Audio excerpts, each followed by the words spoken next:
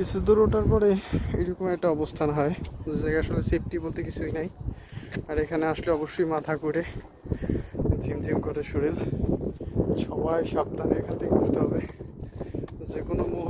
যে কোনো মুহূর্তে যদি একবার পড়ে যান, জীবন শেষ ভাই। চোরা, খুবই সাবধান।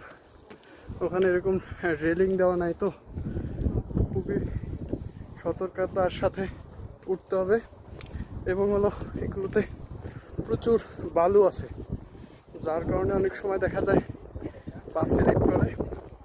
খুবই সাবধানে উঠবেন, আর নিচ থেকে অবশ্যই সাথে করে পানি নিয়ে আসবেন। উপরেও যদিও পানি আছে, কিন্তু পানির প্রাইসটা অনেক বেশি। নিচে যেমন 250 মিলি আপনি 50 পয়সায় পেয়ে যাবেন, কিন্তু উপরে আসলে সেটা 2 টাকা 3 টাকা দিয়ে কিনতে হইতে পারে সেই পানিটা। অবশ্যই সাবধান।